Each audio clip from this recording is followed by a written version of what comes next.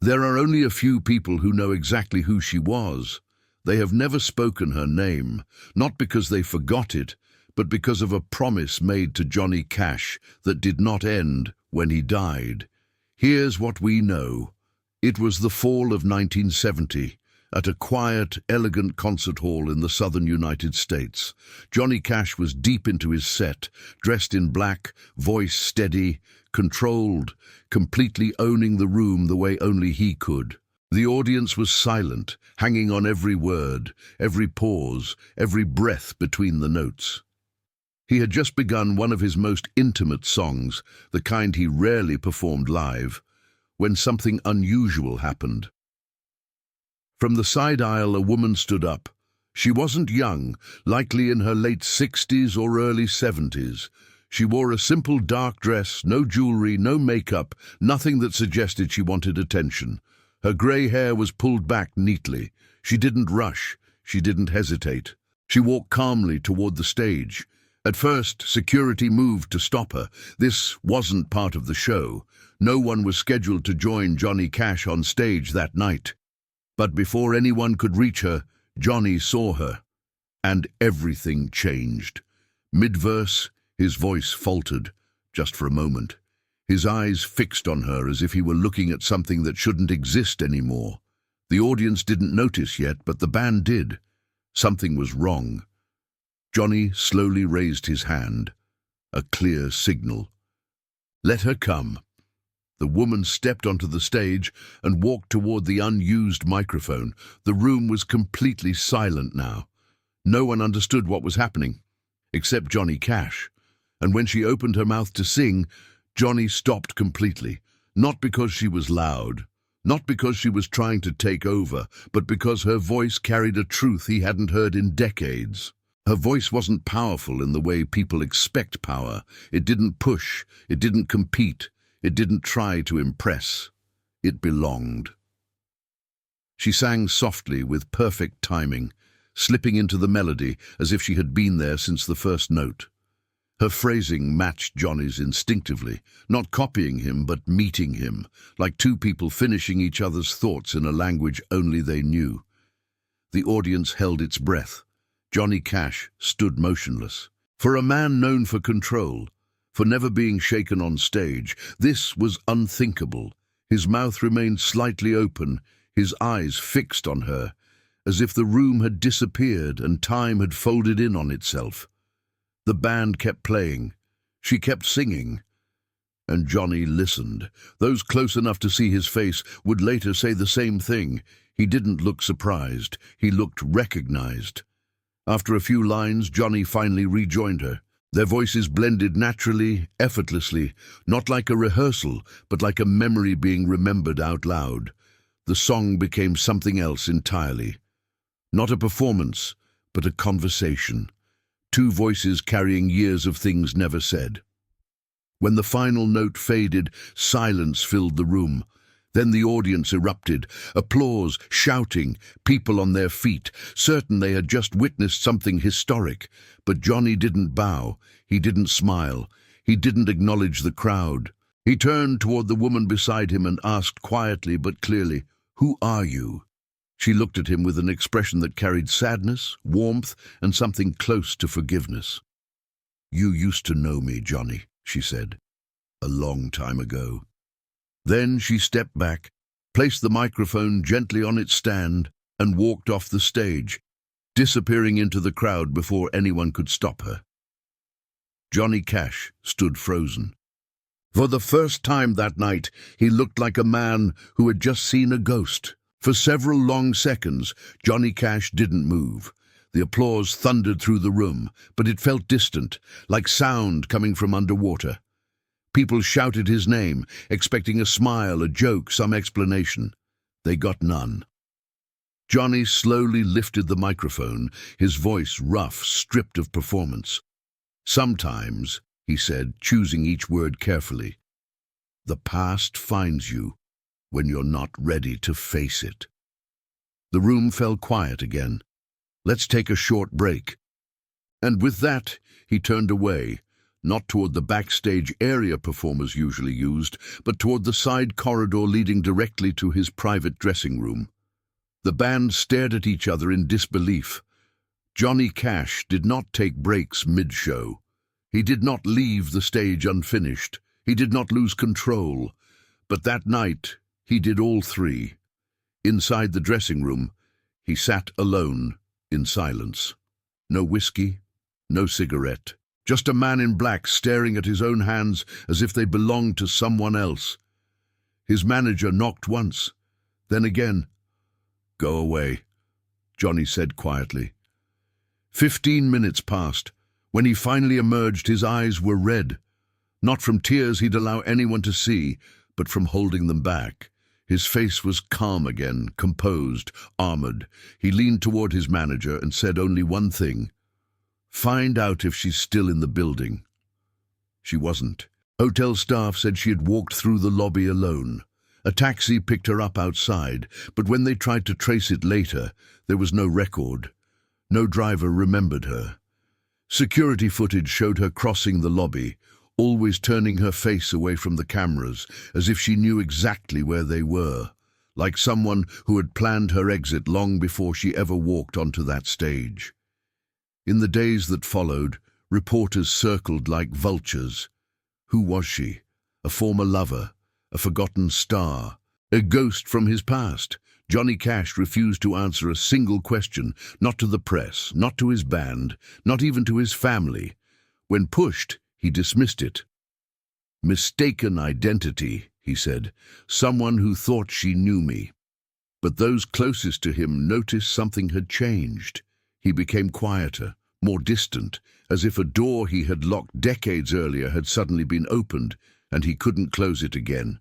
And the truth was, that door had been opened once before. 26 years earlier. The truth didn't begin on a glamorous stage.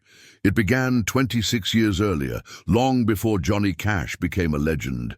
In 1943, Johnny was not yet the man in black the world would come to know. He was talented, restless, and searching. His voice had power, but his identity was still forming. Fame hovered nearby, but certainty had not arrived. That year, Johnny spent his nights moving between small venues after official gigs ended. Places where musicians played for themselves, not for applause. Smoky rooms, low ceilings, crowds that listened instead of screamed. One of those places was a modest supper club in New York City. It was there, according to a handful of musicians whose testimonies now live quietly in archived interviews, that Johnny met her. Her name, to those who knew her then, was Helen. Not a star, not a headliner, just a woman with a voice that made rooms go still. She was older than Johnny, nearly 15 years his senior, and carried herself with the calm confidence of someone who had nothing left to prove. Her voice was classically trained, disciplined, and emotionally precise.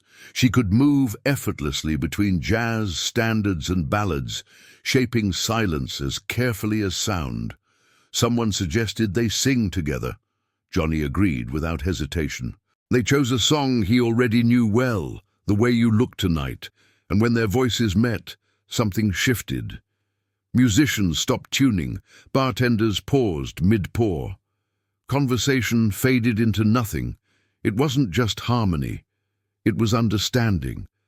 They sang like two people who instinctively knew when to lead and when to step back. Like they shared a language that didn't require explanation. For the next 6 months, their paths crossed again and again. Not romantically, at least not in any way that could be easily named. It was something deeper. She taught him about breath, about restraint, about letting silence do half the work. Johnny listened. Those lessons stayed with him, shaping the way he would sing for the rest of his life. And then, one night, she disappeared. No farewell, no explanation, no trace. Some said she left the city. Others claimed she went overseas. A few believed she chose a quiet life far from music. Johnny searched. But in 1943, people could vanish if they wanted to. Eventually, life moved forward. Careers, marriages, failures, comebacks. But those who knew him say Johnny never stopped wondering. And 26 years later, she walked onto his stage. When she walked onto that stage in Miami Beach, Johnny Cash didn't just recognize a face, he recognized a voice he had never stopped hearing. Time had changed her.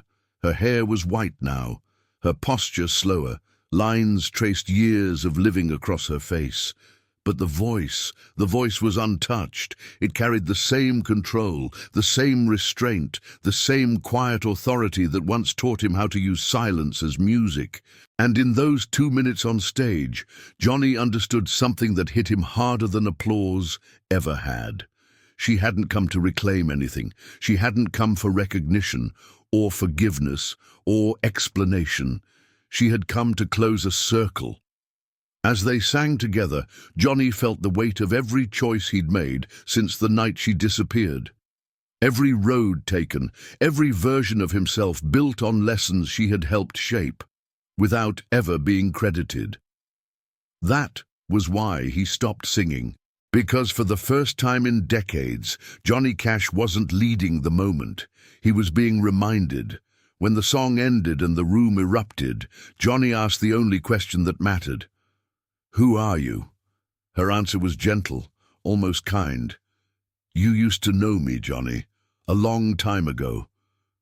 It wasn't accusation, it wasn't nostalgia, it was truth. And then she left. No name, no explanation, no attempt to stay. Johnny stood frozen, understanding something most people never do. Some people don't disappear because they're forgotten.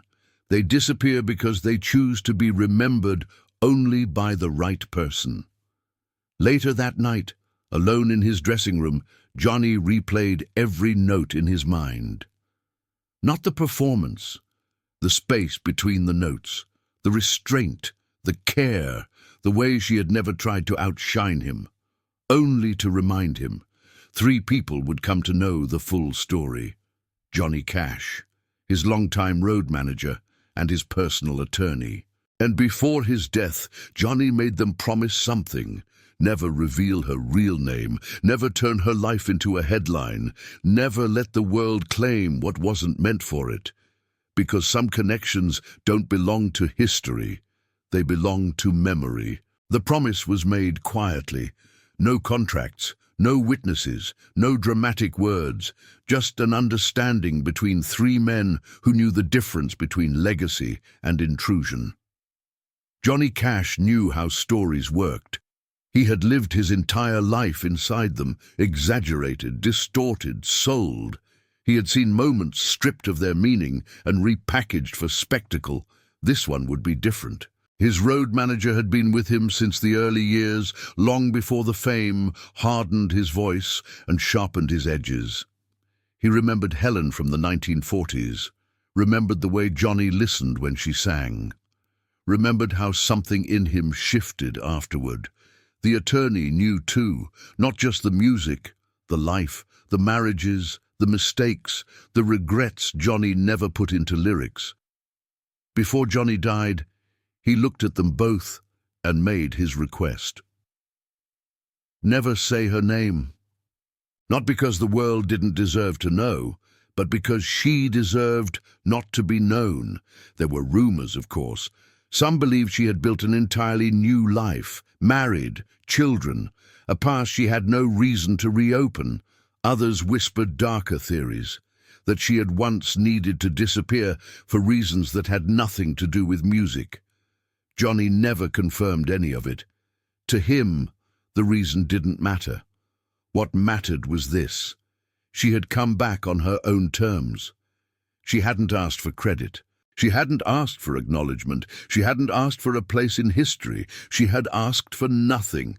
And Johnny understood that honoring her silence mattered more than feeding curiosity. After that night, something softened in him. He spoke less about the past, sang with more restraint, left more space between the notes. People close to him said his performances carried a different weight, like each song was being offered, not delivered. And when asked years later about the strangest moment of his career, Johnny Cash gave the same answer every time. There are things that don't belong to the crowd. He never said her name. He never needed to, because the truest parts of a life aren't the ones that make headlines. They're the ones we protect. After that night, the story refused to die. People talked, fans speculated, journalists searched, biographers circled the moment, hoping to crack it open. But the silence held. Johnny Cash never corrected rumors and never confirmed them. He understood something most public figures never learn. Responding gives stories oxygen. Silence lets them fade or transform, and this one transformed. Among musicians, it became a quiet legend, a story whispered backstage, a reminder that even the most powerful voices are shaped by moments no one sees. The road manager kept the promise until his death. The attorney refused every interview request, every book deal, every attempt to extract the truth. When asked why, he said only this: "Some secrets are not hidden to deceive, they're hidden to protect." Johnny's performances changed after Miami Beach. Not dramatically, subtly. He sang slower, let phrases breathe, allowed silence to speak before sound returned. Those who listened closely noticed it. They said his voice carried more restraint, more gravity, like someone who had been reminded that music isn't about domination, but about listening. In private moments, Johnny would sometimes sit alone with a guitar and play without singing, just chords, just space, as if honoring something that never needed words. Years later, when Johnny Cash passed away, the question resurfaced one last time. Who was she? Some claimed she had already died by then. Others insisted she had lived quietly into old age, carrying a memory no one else could fully understand. But no evidence ever emerged. No photographs, no recordings, no documents, only testimony and silence. And maybe that's why the story endured. Because in a world where everything is documented, analyzed, and consumed, the idea of something remaining untouched feels almost sacred. Johnny Cash left behind hundreds of songs, but this one, the duet that was never recorded, may have said more about him than any album ever did. It reminded the world that some moments aren't meant to be captured, they're meant to be felt. There's a reason this story never faded. It wasn't about fame. It wasn't about romance. It wasn't even about music. It was about restraint. Johnny Cash lived in a world that demanded access. To his voice, his past, his pain, his redemption, everything was expected to be explained, packaged, and understood. But that night in Miami Beach stood outside of all that. It resisted documentation. No tape existed. No photograph survived. No official account was ever released. And Johnny made sure it stayed that way, because some moments lose their meaning the moment they're dissected. What happened on that stage wasn't a performance. It was recognition. Two lives crossing again just long enough to acknowledge what they had once shared and what they had chosen to leave behind. Nothing more was required. In interviews years later, Johnny once said something that felt unrelated at the time. Not everything that matters needs an audience. Only later did people realize how much truth lived inside that sentence. The woman never came forward. No memoir, no interview, no claim. She left the same way she arrived, on her own terms, and Johnny honored that, because the strongest form of respect isn't acknowledgement, it's restraint. As the years passed, the mystery hardened into legend, not because it demanded answers, but because it refused them. And maybe that's why it still lingers, because deep down, we recognize it. We all carry moments that don't belong to the world, connections that shaped us but don't need explanation, stories that lose their power if spoken too loudly. Johnny Cash understood that, and on that night, he chose silence, not as weakness, but as strength. Years passed, new songs were written, old ones were rediscovered. Johnny Cash continued to walk the long road that defined his life: faith, failure, redemption, and truth. But that night in Miami Beach was never repeated. Not in stories, not in songs, not even in private confessions. Those who were there carried it quietly, like a memory you don't explain because words would only shrink it. Biographers tried. They traced dates, locations, guest lists, hotel records. They compared photographs from the crowd, searched for retired singers, chased ghosts across decades. Nothing surfaced, because nothing was meant to. That moment existed in a narrow window of time, 2 minutes of harmony, decades of history, and a silence that followed by choice. Johnny never returned to that venue. He never referenced the event on stage, and when someone once asked him late in life if he believed in unfinished business, he paused for a long moment before answering. "Some things are finished," he said, "even if they don't end the way people expect." Those words carried weight, because Johnny knew the difference between closure and exposure. What happened with her didn't need resolution, it needed respect. And in honoring that, Johnny Cash showed a side of himself few ever saw. Not the rebel, not the outlaw, not the icon, but the man who understood when to step back, when to listen, when to let go. The audience that night believed they had witnessed a once-in-a-lifetime performance. What they actually witnessed was something rarer, a moment where silence mattered more than sound. In the end, there was no revelation, no confession, no final duet, no headline that tied everything together. And that was the point. Johnny Cash lived long enough to see the world change, to watch privacy disappear, to see personal moments turned into currency, to witness truth bent for attention. Yet one moment remained untouched, because 3 people kept a promise, because one woman chose silence, and because Johnny understood that not everything meaningful needs to be understood by everyone. The mystery endured not because it lacked answers, but because it was protected by intention. The woman in the navy dress walked onto his stage, gave him back a part of himself he thought was lost, and walked away without asking for anything in return. Johnny let her go, not out of fear, not out of regret, but out of respect. That single choice said more about who he was than any performance ever could. In a career filled with iconic songs, this one was never recorded. In a life lived under constant observation, this moment remained unseen. And maybe that's why it matters. Because the most powerful stories aren't the ones that end with explanations. They're the ones that remind us that silence can be a form of love, that restraint can be an act of courage, and that some truths are strongest when they're left exactly where they belong, untouched. 3 people know her name, they're keeping their promise, and the mystery remains, not as a question to be solved, but as a reminder. Some stories aren't meant to be owned, they're meant to be honored.